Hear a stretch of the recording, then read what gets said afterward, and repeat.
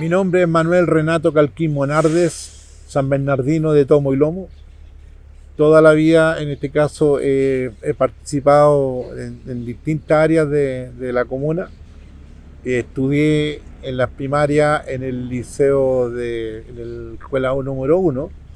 Después hice la secundaria en el liceo de hombres. Y la verdad que hasta ahí llegó mi capacidad de estudiante, en este caso, porque ya me dediqué realmente a hacer cosas que ya tenían que ver con el mantenimiento de mis cosas, de mi familia inclusive, porque me casé muy niño. Paralelamente, digamos, durante todo este proceso he tenido participación del punto de vista deportivo cuando niño en el Club Domingo Izaguirre. Después, ¿no es cierto?, en este caso me dediqué a la música también, en que lo último que prácticamente pude mantener hasta el día de hoy es el haber sido uno de los fundadores del Festival Nacional de Folclore. Y pareciera que soy el único sobreviviente. Entonces, en ese sentido, hemos tenido grandes eventos que hicimos en el estadio municipal con distintas administraciones municipales, pero las que más recuerdo, que son las que me marcaron bastante, fue en los periodos del gobierno local de don Luis Navarro, en el cual ahí hicimos, me quedé a cargo de lo que era la escenografía, y ahí hicimos las grandes escenografías en vivo que llamaron mucho la atención. Incluido fue que la única vez durante los 50 y tantos años que lleva el festival es que vino un canal de televisión a grabarlo y a mostrarlo, digamos, en este caso a nivel nacional. Eso yo creo que marcó en cierta forma lo que es la música. En cuanto a otras condiciones, también he tenido participación en lo político. En lo político partió siendo dirigente del Liceo de Hombres de San Bernardo, siendo presidente el año 72, en el cual, una vez que ya terminamos los estudios, me fui a estudiar a la Universidad Técnica del Estado. Pero todo el mundo sabe, ¿no es cierto?, de una cosa sabida, de que llegó el golpe de Estado y todos los que pensábamos distinto a la dictadura o a la derecha fuimos o perseguidos, o torturados, o asesinados, o expulsados. En el caso mío, ese tiempo fue la expulsión. Con ese parámetro de cosas, ¿no es cierto?, ya inmediatamente tuvimos que pensar que la vida continúa, y la verdad que me casé con mi polola de estudiante. Ella también estudiaba en el liceo de niña, y teníamos un grupo de amigos que, por eso esta plaza me llama mucho más que la atención, grandes recuerdos, porque con la Jenny fuimos muy amigos, compañeros del liceo, por decir algo, porque los patios comunes en ese tiempo era patio común, no como lo llaman hoy día patio común de no sé qué, pero era patio común. Los dos liceos se juntaban en un solo patio, y ahí hacíamos todas las maravillas y todas las maldades y todas las cosas que hace un lolo, un joven. Creo que eso marcó fuertemente el tema, en el cual, para hacer una parada a la conversación, ¿no es cierto?, quisiera más o menos entender de que en pocas palabras, lo que yo he estado por San Bernardo, lo que he hecho por San Bernardo, me llena de orgullo, me llena mucho de orgullo, porque en cada cosa que yo he hecho en mi vida, algo tiene que ver con un ícono de San Bernardino. En el deporte, ¿no es cierto?, del Domingo Izaguirre me llevaron a jugar al Colo, y era compañero de equipo con el Carlos Caselli. Con Carlito todavía somos amigos, ¿no?, para que lo vean. Ambos éramos buenos para la pelota, dicen, ¿no?, que ambos éramos buenos. Yo no quise el fútbol y me dediqué a la música. Y en la música, en este caso, ¿no es cierto?, del mismo liceo de hombres, teníamos un conjunto que se llamaba el Apurimac, ¿no es cierto?, en este caso, que fue la base, en cierta forma, de dos integrantes después del Quilapayún, los hermanos que vivían aquí en San Bernardo. las amistades continuaron en lo que es la música en ese tiempo. Y como yo cantaba muy lindo, no tenía ningún cigarro en el cuerpo todavía, ¿no? Estos cabros me hicieron cantar una canción.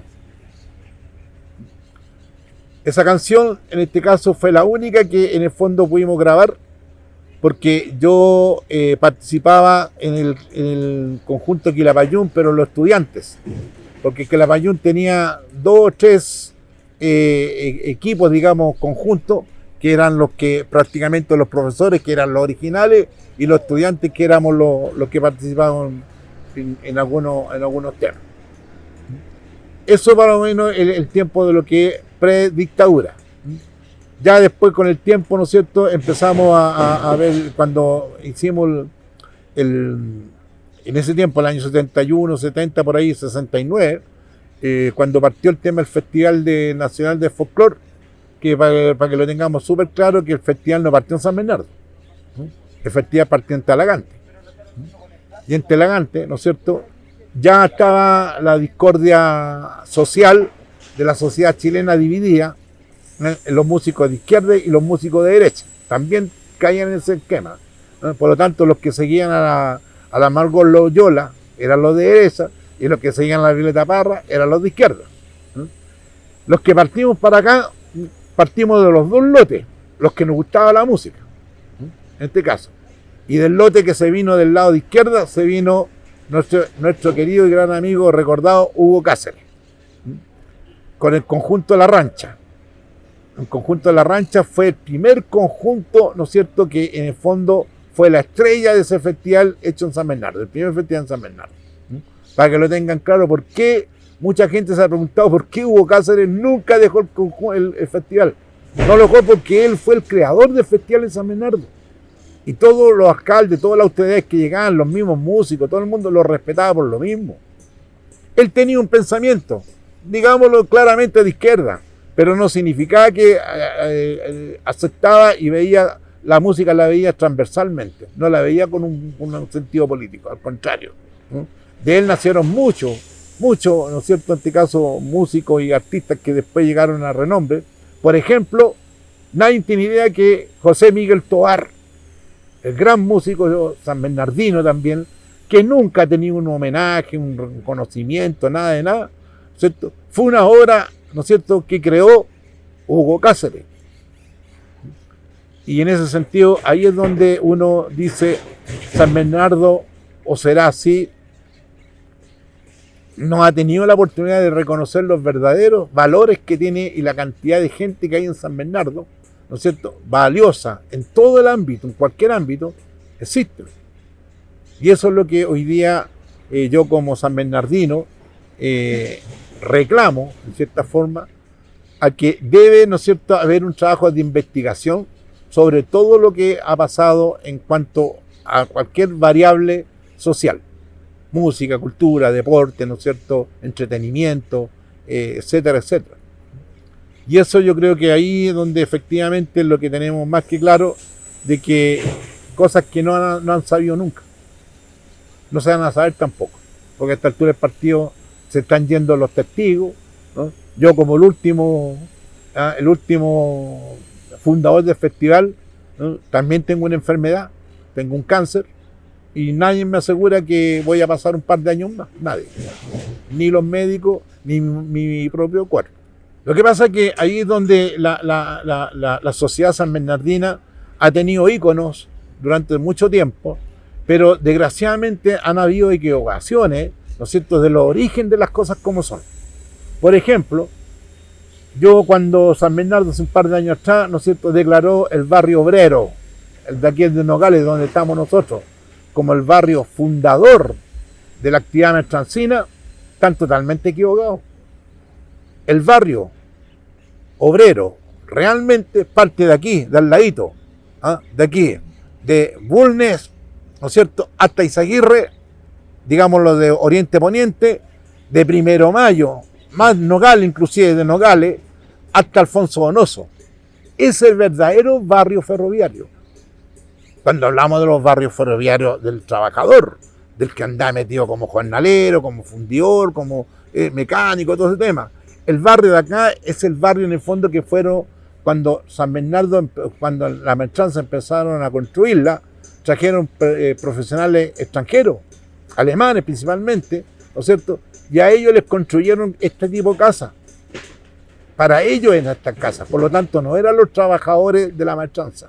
Yo creo que yo logré los sueños, digamos, en este caso, de muy joven, y lo que he hecho después en el resto de mi vida, principalmente el haber, ¿por qué digo muy joven? Porque fui orgullo de mis viejos, de mis padres, de mis hermanos, muy cabrito. Y eso es lo que yo quería, ¿no? Que los que me quieren, que se sintieran orgullosos de tenerme a mí.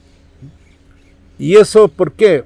Porque uno cuando habla de los logros, yo creo que cuando uno, por ejemplo, en el sentido bien humano, cuando es parte, ¿no es cierto?, responsable de armar una familia llena de valores, es un logro. Muy pocos lo toman en consideración, ¿no? Muchos piensan que el lograr tener una casa, tener bienes, tener cosas, objetivos, estudios, títulos, cuantas cosas. Yo no tengo nada de eso, nada. Y lo digo honestamente, ¿eh? Nada tengo yo. No tengo estudios, tengo cuarto medio, no tengo propiedades, porque todas las propiedades se las he dejado a mis hijos o se las he dejado a mi mujer. ¿Te fijas? Porque siempre he sido un gallo que ha tenido la consideración de que las cosas, los bienes, uno tiene que realmente tenerlo a disposición de cuando hay que enajenarlo, enajenémoslos. Por ejemplo, voy saltando, soy bien saltarín en mis cuestiones, en mi vida también. Por ejemplo, cuando en la pandemia se empezaron a armar las ollas comunes, fui el primero.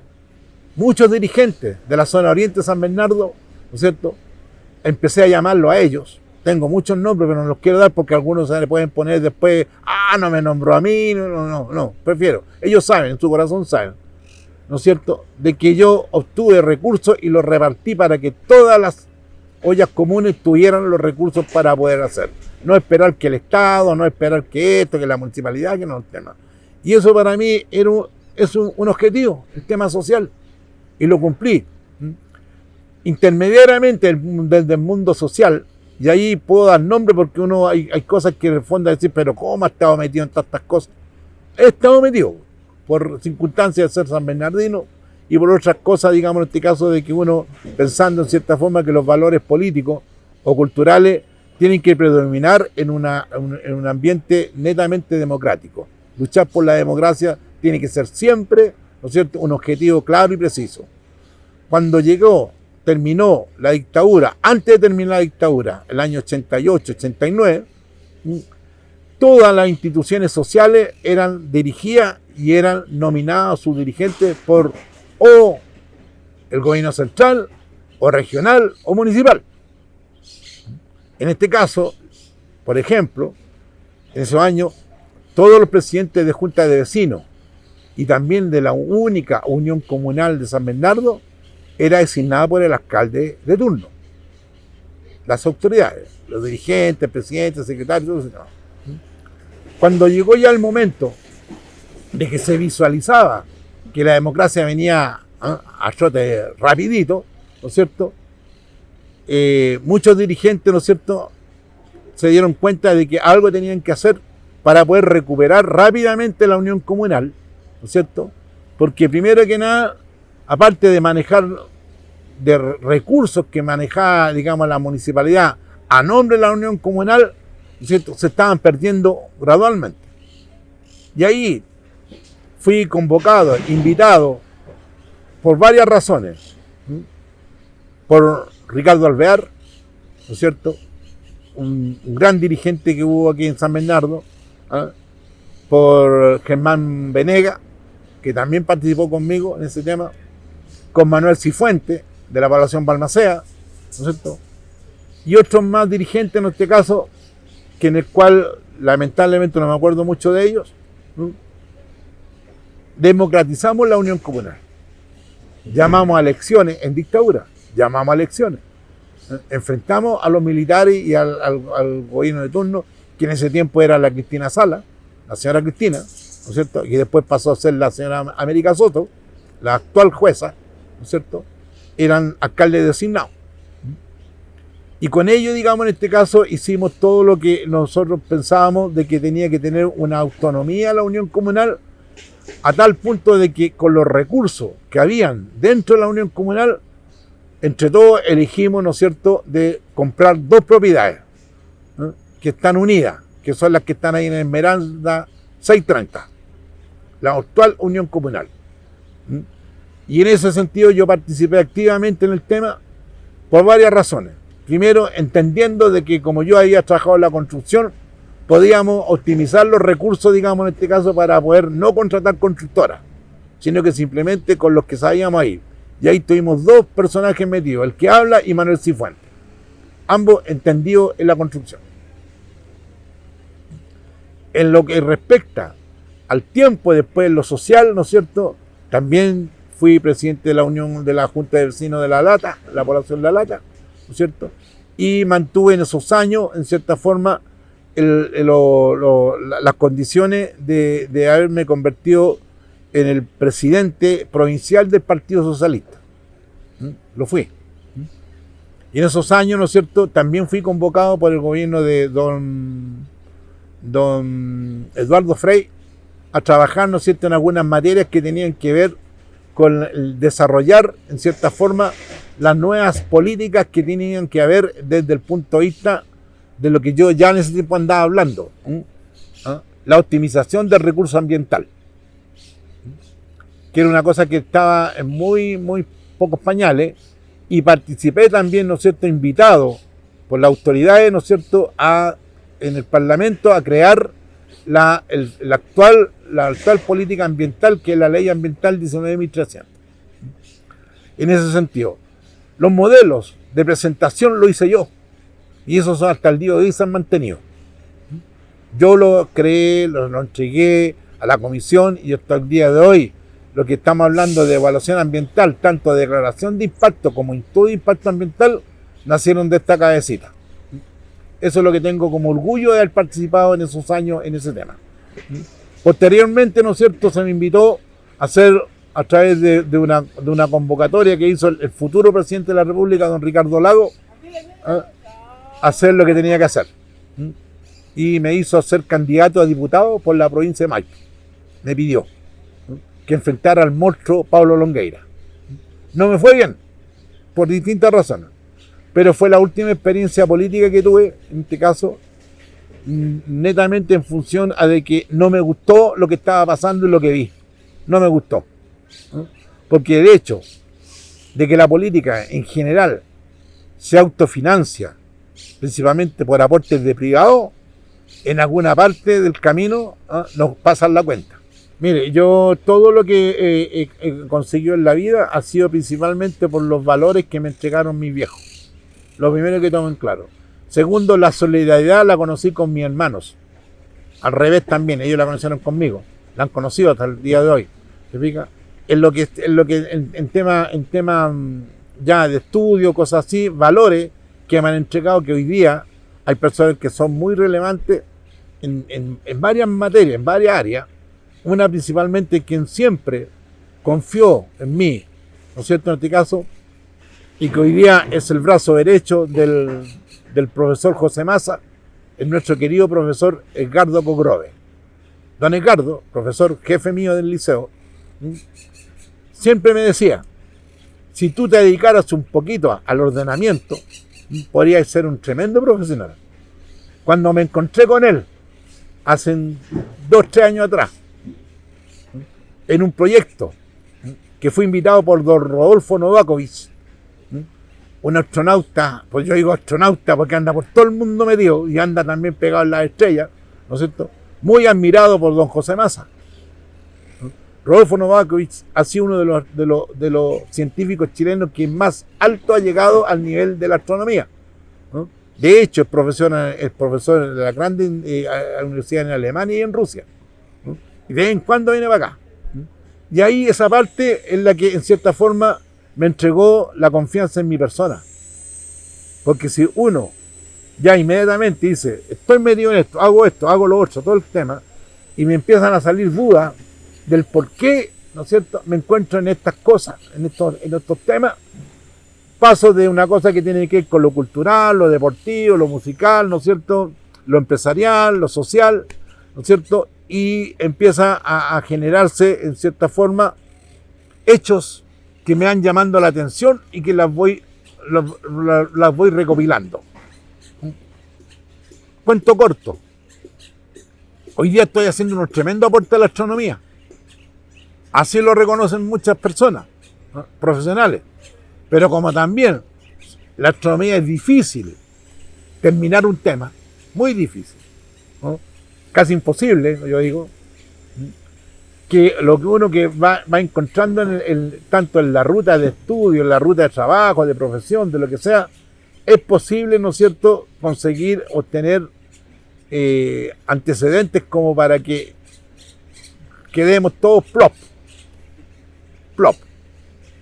Y ahí parten, ¿no es cierto?, los temas que son importantes, de que no como San Bernardino no hemos podido, escúcheme bien, no hemos podido identificar, diagnosticar, analizar y concretar de que lo que estoy diciendo van a encontrar que es una locura, que es demasiado el cariño que le tengo al San Bernardo, que soy un San Bernardino loco.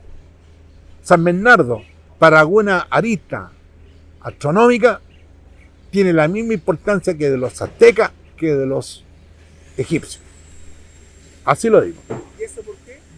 Porque en definitiva, ¿no es cierto?, todas las incoherencias que han habido, todos los desencuentros que hay por las distintas teorías que han ido apareciendo por aquí y por acá, ¿no es cierto?, nos van entregando situaciones que en el fondo tienen que ver que, por ejemplo, para yo hablar de esto, ¿cuál fue mi primera condición que se dio? Que yo trabajé en dos proyectos, uno en Catemito, ¿cierto?, que en el cual, como consultor ambiental ya, ¿no es cierto?, en este caso, porque también me la di de consultor, hice un proyecto que me la pidieron ahí, la explotación minera de la Aurora 14, de la minera Entretierra, ¿no?, que está justo ahí en Catemito con el Cerro Chena, ¿no?, ahí donde está la mina El Álamo. Y para hacer la línea de base, tuve que meterme a todos esos sectores, hacerlo como corresponde, porque me gusta hacer las cosas en vivo, en directo, ¿cierto? Y encontré síntomas que tenían que ver mucho, en este caso, con la explotación de esa mina, ¿no?, con el que está a menos de 500 metros, ¿ah?, el Pucará de Chena, ¿no es cierto?, en este caso, y que a su vez otro ícono importante, ¿no es cierto?, en este caso, de los ruidos que meten las casas que están ahí en el barrancón. Las casas Boom, la otra casa que está al lado, ¿no es cierto?, que en el cual hasta el día de hoy todo el mundo lo sabe, ese sector, que ahí está, abajo hay túneles, ¿no es cierto?, que comunican a alguna parte. Y no son túneles del tiempo de la colonia, que en el cual se hacían para los canales de regadío, no. Son túneles redamente en función a una cosa que tenían que ver con el encuentro entre los mundos nuevos con los que venían llegando los años 1700, que eran los jesuitas. Recuerden que los jesuitas duraron menos de 100 años. En la historia de la humanidad católica, por lo que digamos decir, duraron menos que un paquete de cabritas, aquí en Chile. Los verdaderos jesuitas. Y por razones bien importantes. ¿Por qué? Porque ellos traían mucha información y mucha recopilación de cosas que pasaban en Jerusalén, ¿no?, de Jerusalén, digamos, asociados con que está muy cerca ahí todo el tema egipcio, ¿no es cierto?, y que en el cual eso ameritaba en cierta forma de que ya habían estudios astronómicos en ese tiempo que tenían que ver con algo que a lo mejor poco van a entender, porque cuando yo empiezo a hablar de esto, son los profesionales los que pueden entender más el tema. Sí, porque para nosotros parece como algo místico. Místico, claro. ¿Qué es lo que pasa? Que ¿por qué eligieron aquí en Chile?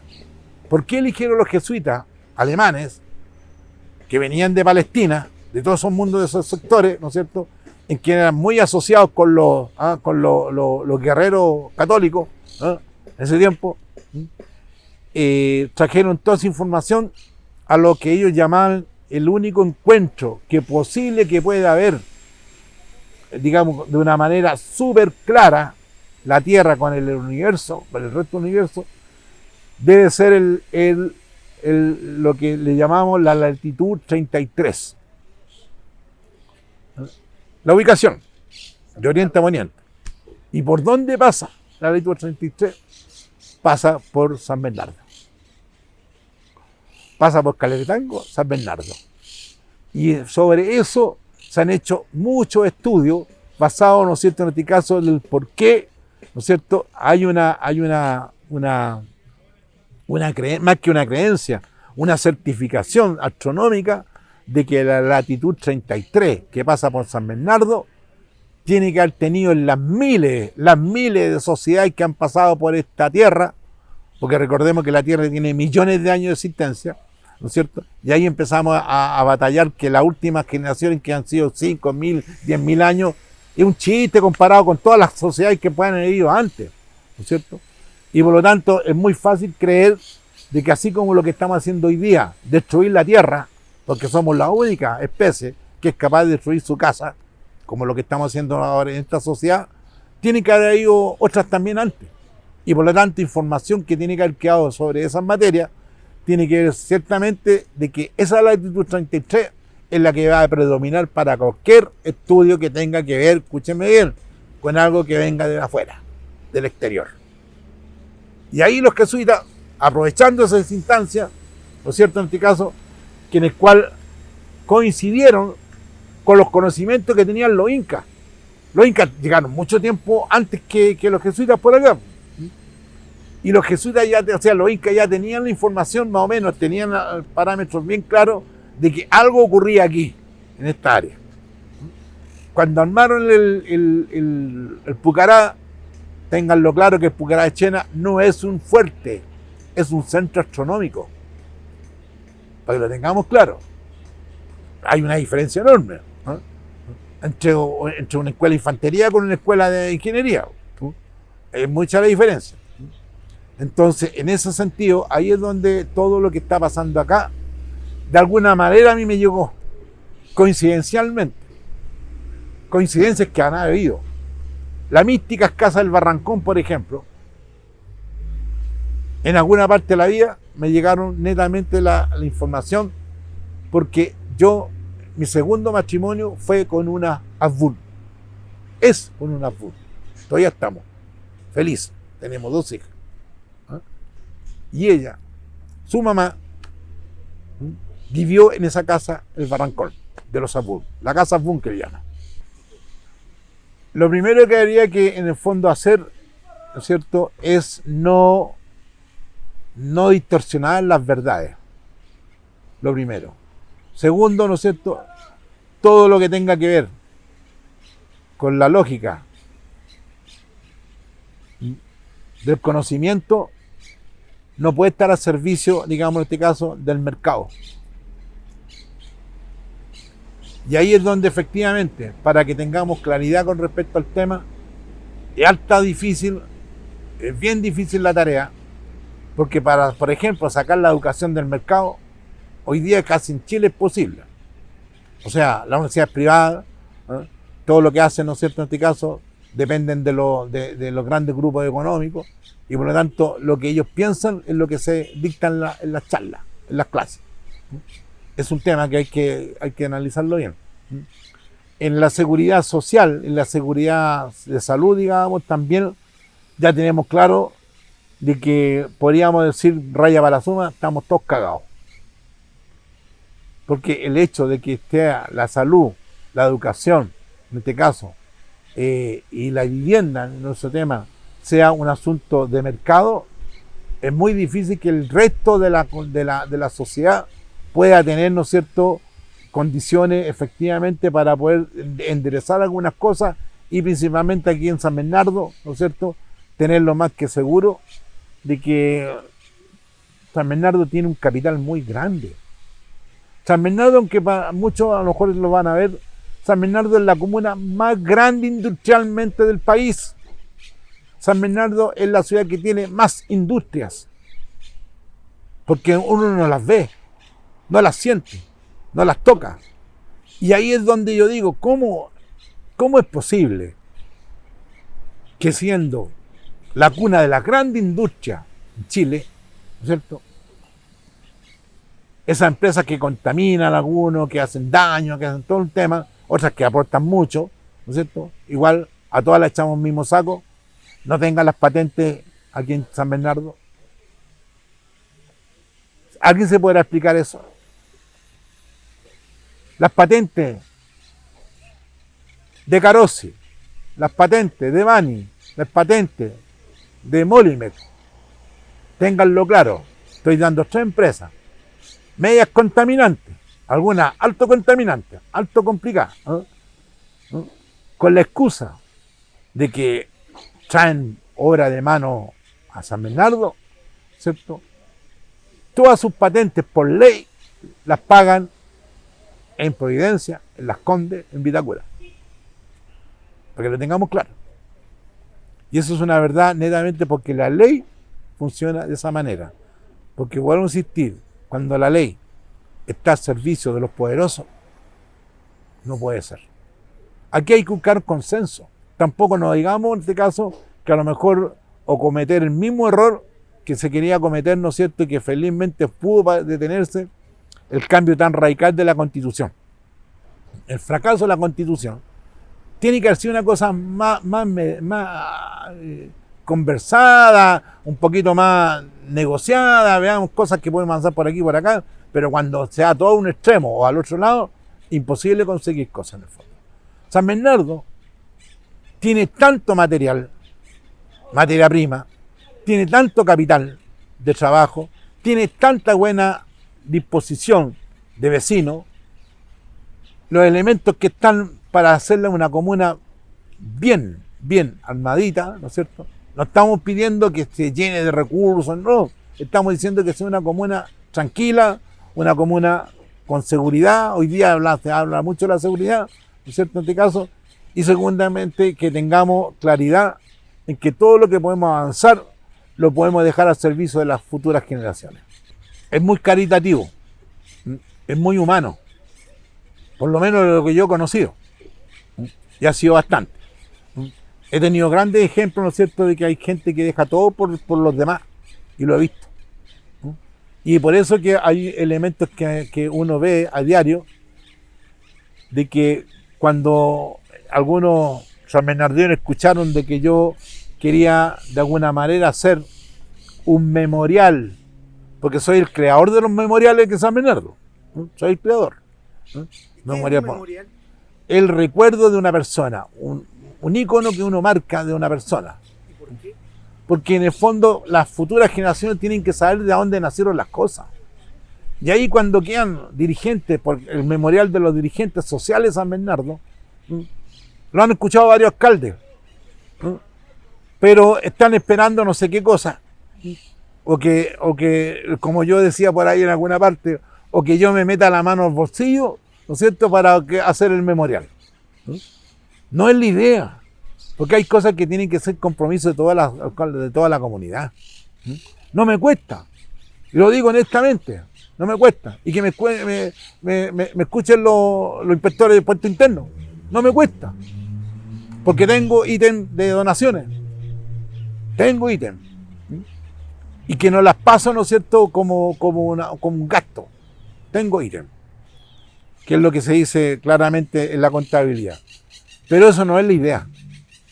La idea, digamos, en este caso, es que sea un esfuerzo de la comunidad para que efectivamente tengamos el recuerdo y el reconocimiento a quienes han sido tan humanos como han sido los dirigentes sociales.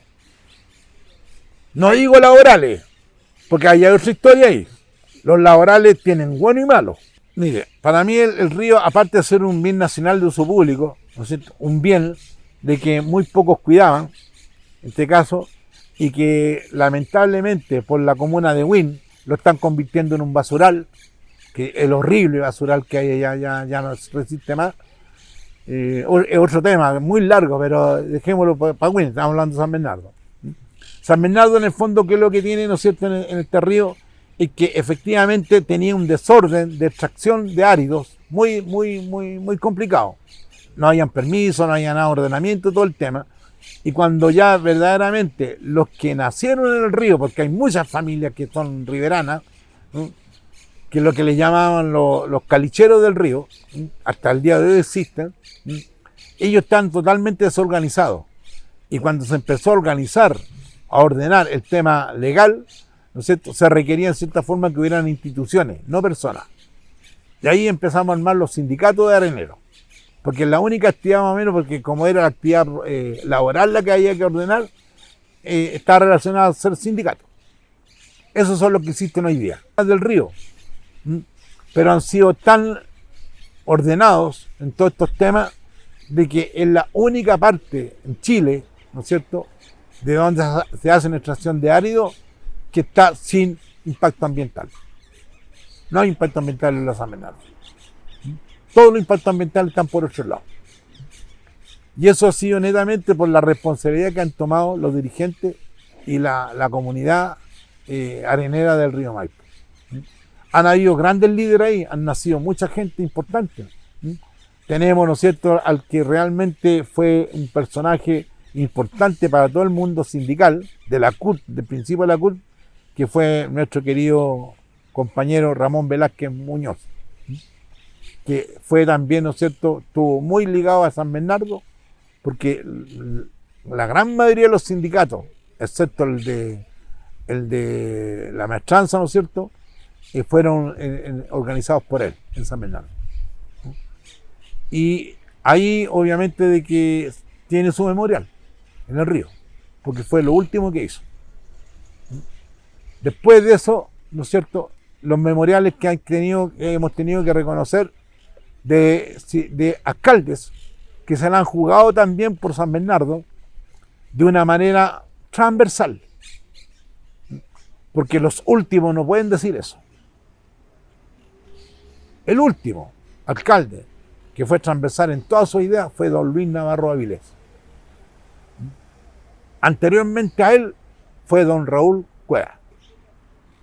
Por lo tanto, cuando uno San Bernardino de los años 50 ha visto el proceso completo de todos lados y se ha encontrado con todas estas materias, yo puedo sacarme el sombrero ante estos dos, hablar de ellos, de don Luis y de don Raúl.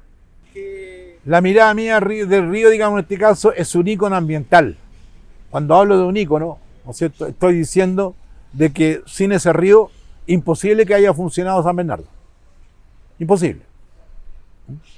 Estamos hablando claramente como el tema. San Bernardo no nació porque un domingo seguido se le ocurrió recibir una instrucción de don Bernardo Higgins y venir a hacer una ciudad a San Bernardo. No. Y que de paso ya partió ahí el primer síntoma de que somos un país, una sociedad, por decirlo algo, patera. ¿Por qué no le colocaron San Bernardo por Bernardo Higgins? Nada más. ¿Y qué es lo que hizo por San Bernardo don Bernardo Higgins? Aparte de haber terminado todos los pocos y nada picunches que quedamos aquí, ¿no? Aparte de todo lo que estábamos en el río, generaciones de compañeros que yo conozco que fueron exterminados por orden de Bernardo Higgins, de Domínguez Aguirre. La canalización, ¿sabe qué es lo que fue? ¿Piensa usted qué es lo que fue? Que fue una obra así como que agarrar una pala y un chuzo. No. La canalización de San Bernardo, en el fondo, del río Maipo, fue una obra hecha con rocas. O sea, bolones grandes, inmensos. Y eso no había ni grúa, no había excavadora, no había nada de eso. Y tampoco los agricultores tampoco andaban medio de eso. Los trabajadores que venían de otros lados, Santiago, lo que fuera, la cercanía a San Bernardo, trabajaban en la agricultura, trabajaban en la incipiente industria, pero no había quien hiciera la canalización. Y la canalización, la obra de mano, fue una mano de obra esclava. Cuando yo miro la estatua de Domínguez Aguirre, me da una rabia. Cuando está con la pata de cabra ahí, ¿no es cierto? Yo veo miles de vidas humanas que murieron por esa pata de cabra. Porque la pata de cabra fue la manera en cómo iban canalizando. Para que lo tengan claro, la pata de cabra es una estructura de 3 palos, mínimo de 5 metros de altura, ¿no es cierto?, con bolones que pesaban 200, 300 kilos. Y ahí hay que poner uno sobre otro. Y eso lo hacían los esclavos. ¿Quiénes eran los esclavos de ese tiempo? Los picunches, ¿no es cierto? Principalmente los que vivían aquí, en toda esta área, ¿no es cierto? Algo que llegaron, de cierta forma, por razones de seguimiento mapuches, cuando los mapuches, ¿no es cierto?, perdonando la expresión, le pegaron la patada en la raja a los incas, ¿no es cierto?, los siguieron hasta el río Maipo. Yo tengo conocido en Picunche, de hecho, allá en el, ¿cuánto se llama? En el río, en el lago Bichuquén, ¿no? La comuna de Bichuquén a mí me nombró lonco del río Maipo. Me llegó una estatua, me llegó un reconocimiento, todo un tema, ¿no es cierto? Porque la historia que he mantenido, he visto, en cierta forma, ha sido defender los derechos de nuestra gente autónoma, de nuestros pueblos originarios. Entonces, eso es lo que yo digo, cuando el 12 de febrero se celebra aquí el aniversario de San Bernardo, y más encima lo hacen frente a la estatua de Domingo Aguirre, yo nunca, al contrario, a un alcaldesa o un alcalde creo, y que perdonen la expresión que yo de repente estas cosas me nacen así, querían hacerme un reconocimiento, ¿no es cierto?, en este caso, de como hijo ilustre, y que el premio iba a ser entregado en ese acto. Lo mandé a freír mono. A freír mono, en este caso. ¿Por qué? Porque es una ofensa a cualquier que se sienta San Bernardino hacerle un homenaje a Domingo Aguirre. Porque fue un negrero, porque fue un explotador, porque fue un asesino, ¿no es cierto? Y N cantidad de cosas más. Al servicio de don Bernardo Higgins y de toda la casta nacional, y ya de los que ya tenían repartidas las tierras aquí. Porque recuerden que San Bernardo y otras comunas más y otras tierras más de un montón de partes fueron repartidas entre los coroneles, los sargentos, todos los que estaban metidos en la guerra, en la guerra aparentemente de la independencia, que también tiene un nombre que no, equivocadamente. ¿De qué independencia hablamos? ¿Cuál es la independencia? Salir de un gobierno tirano como de España y caer a un gobierno criollo. La misma dictadura. Queremos hacerle entrega de esto. Es un minuto en un segundo.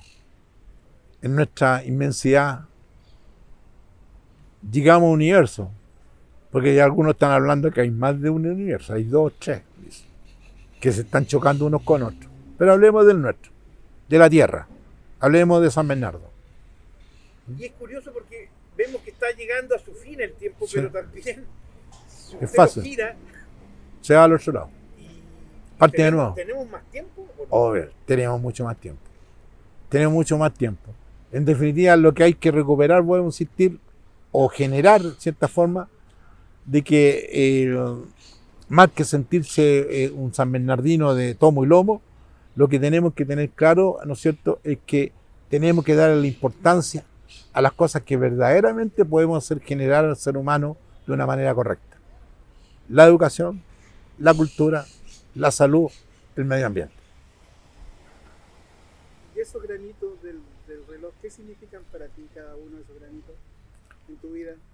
En mi vida yo creo que han pasado muchas cosas en mi vida. Tengo 72 años, ¿no es cierto? Y la verdad que desde que el momento en el cual alguna vez tomé un grano de arena, que fue una piedrecita, ahí en Fidel Angulo con Machanza, ¿ah? ¿Y qué es lo que hacía con esa piedra? La tomé, sentado en la cuneta. De hecho, mi papá, mi mamá me contaron, ¿no es cierto?, que ese proceso, en ese momento, pasó una carretela y me pisó el dedo. Y ahí es donde me falta la uña de niño, ¿no? La uña izquierda, ¿no? Lo digo. ¿Por qué? Porque yo me sentaba ahí con la piedra en la mano, la tiraba para allá, la tiraba para acá, la tiraba para atrás, todo el tema. Y mi papá siempre me decía, ¿por qué te llama tanta la atención las piedras? No sé, papá, no sé por qué. Po. Y hoy día me llama la atención, después de las piedras del río, las piedras de otro lado, las piedras que tienen que haber, las piedras de arriba. Y en eso ando. Perdóneme que eso lo diga. Y termino con esto, a lo mejor,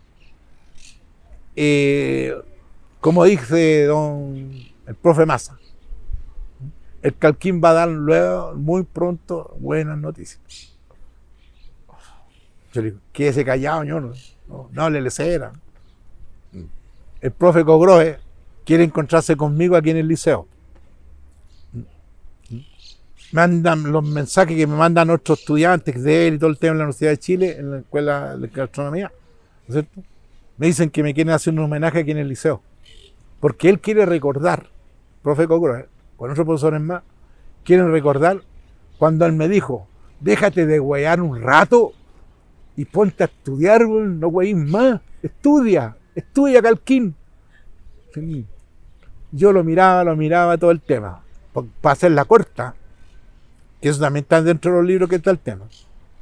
Yo saqué promedio de enseñanza media 4,2, escúchenme bien. Cuando di la prueba 72, el año 72, fui premio nacional de actitud académica. ¿Cómo? No podía mandar con torpeo, bro. Era esto. Eso es lo que me siento orgulloso de mí. Tanta materia prima. El consejo de vida, en el fondo, propio también de una experiencia que lamentablemente puede ser traumática, es entender, primero que nada, cuál es el dolor más grande de este mundo. Es perder un hijo. ¿Y cuál es el dolor requete más duro, más terrible del mundo? Es que muere en tus brazos. De esa experiencia que tuve con mi niño, Renato Calquín Donoso, pasó lo mismo. Murió en mi brazo. 21 años. Lleno de vida. Un accidente. Que muchos amigos todavía lo recuerdan con tanto cariño. De hecho, me he dado cuenta que cada día van apareciendo conocidos más, no de nuestra familia, de otros lados, nombre de Renato, nombre de Renata, nombre de Renato, nombre de Renata. Son por él. Este liceo de aquí, lamentablemente, una profesora, directora, alcaldesa, cometió el gran error de que cuando falleció mi hijo, yo le mandé a construir una plaza aquí. Porque él me pedía eso, siempre. Papá, ¿podemos construir una plaza en el liceo? Yo, poco, pero cuando pasó, ¿no es cierto? Antes que pasara eso, la vinimos a hacer, hicimos la plaza. Y la plaza, los chiquillos, cuando falleció mi hijo, pasamos por aquí con su cuerpo para ir al cementerio, los chiquillos le hicieron un homenaje a la plaza. Ellos tenían un cartel que decía Plaza Renato Calquín Donoso. Tuvimos que parar, fueron para allá, pusieron el tema en la plaza, que le llamaban la plaza de los marihuaneros antiguamente, nosotros, cuando estaba yo en el liceo, ¿no? Y desgraciadamente, años después, ¿no es cierto?, la señora Orfelina Augusto, profesora mía en la enseñanza básica, ¿no?, siendo alcaldesa, convencía por otro que yo digo que se siente San Bernardino, pero no ha hecho ni una hueá por San Bernardo, que es el Chuncho Rivero. Él le pidió que sacaran el nombre de Renato Calquín porque era un hijo de un comunista. Así se lo dijo, me lo contó después el inspector técnico de aquí, y que le colocaran mejor, ¿no es cierto?, el nombre de la plaza a un auxiliar muy conocido que había aquí. Eso para mí marca en cierta forma lo que yo he entendido por vida: dolor, sufrimiento, paciencia, calma, salir adelante con los problemas y tener lo más importante, digamos, confianza en que vienen tiempos mejores.